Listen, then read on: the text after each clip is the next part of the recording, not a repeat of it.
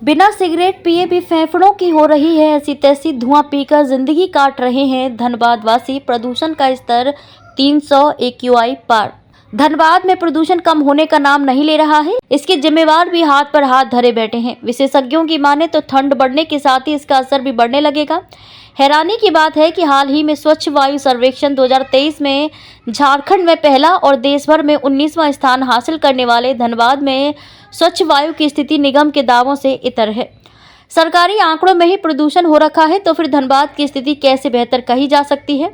इस सर्वेक्षण में बताया गया था कि धनबाद की हवा बेंगलुरु, पटना और पुणे से भी स्वच्छ है, जबकि धनबाद नगर निगम की ओर से 10 जगह लगाए गए continuous ambient air quality monitoring station CAQMS के आंकड़े ही धनबाद की स्वच्छ हवा की पोल खोल रहे हैं।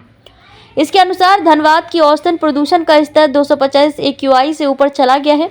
कुछ इलाकों में तो यह 300 का आंकड़ा भी पार कर चुका है। सरकारी आंकड़ों में निगम ने अपने शहर को स्वच्छ बता दिया, लेकिन मौजूदा प्रदूषण को देखें तो हर दिन 12 सिगरेट के बराबर धुआं धनबाद वासी पी रहे हैं। नेशनल क्लीन एयर प्रोग्राम के तहत धनबाद की स्वच्छ हवा का दावा भी धता बता रहा है।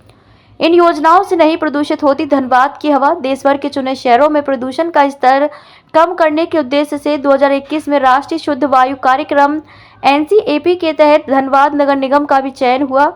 भारी भरकम जुर्माना वसूलने की तैयारी हुई। ये रकम प्रतिदिन 30 से 60 हजार रुपए तक की गई। नेशनल क्लीन एयर प्रोग्राम के तहत धनबाद से अगले 2 वर्षों में वायु प्रदूषण 20 से 30% कम करने का लक्ष्य रखा गया है।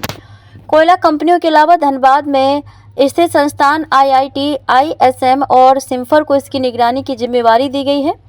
नगर निगम को भी नेशनल क्लीन एयर प्रोग्राम के तहत मिले 52 करोड़ रुपए प्रदूषण नियंत्रण पर खर्च करने के लिए दिए गए हैं। इसके बाद भी ना तो राशि खर्च हो सकी, खर्च भी हुई तो काम नहीं दिखा और ना संस्थाओं ने धनबाद के प्रदूषण की मॉनिटरिंग ही की।